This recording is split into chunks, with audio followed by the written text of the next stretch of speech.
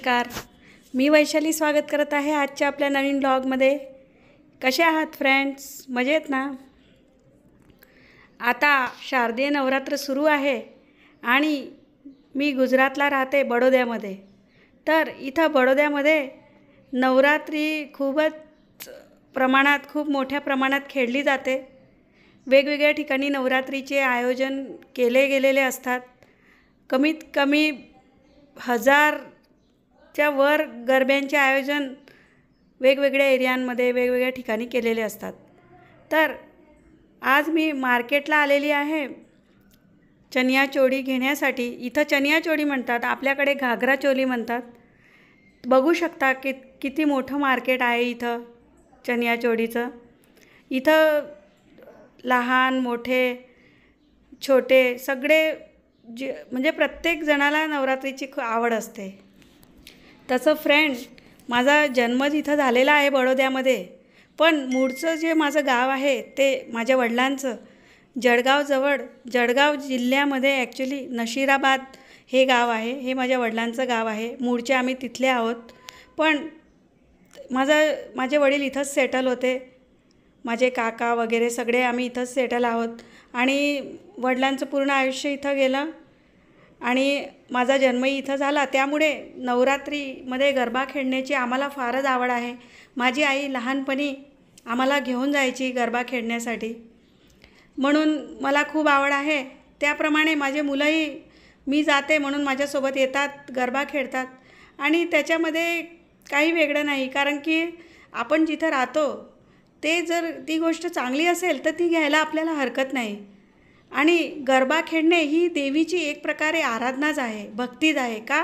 कारण की इथं असं मानलं जातं गुजरातमध्ये की दैवीय शक्ती जी आहे नवरात्रीमध्ये, देवी आईची शक्ती ती पूर्ण ब्रह्मांडात फिरत असते आणि जेव्हा आपण सामूहिक आराधना करतो देवीची, तर देवीचे आशीर्वाद भरभरून सगळ्यांना सामूहिक ठिकाणी लवकर मिळतात। म्हणून इथं गरब्यांचे आयोजन केले जाते आणि खूप भक्तिभावाने लोक आनंदाने हा सण इथं साजरा करतात। इथं घट पण बसवतात, लोक उपवास पण करतात, पण हे गरबा खेळणे ही इथली संस्कृती आहे। खूप छान वाटतं, सगळ्यांना आनंद वाटतो।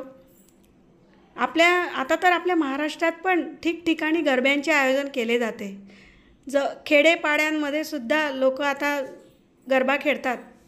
जळगावमध्ये मला माहिती आहे 3 ते 4 ठिकाणी गरब्यांचे आयोजन होते आणि खरंच खूप छान वाटतं वातावरण। तर मी असं मार्केटमध्ये आलेली आहे चनिया चोळी खरेदी करण्यासाठी। शेजारच्या ताईंसोबत आली आहे मी। खूप छान वाटतं की नेहमी आपण घरीच असतो, मुलांचा सांभाळ करत असतो आणि मुलांनाही बरं वाटतं की असं काही सण वगैरे आला तर त्या निमित्ताने आपण विथ फॅमिली एन्जॉय करू शकतो आणि ते चांगली गोष्ट आहे, एन्जॉय करून घ्यायचं। कारण उद्याचं काही नक्की नाही, पण आज आपण जगून घ्यायचं जीवनामध्ये।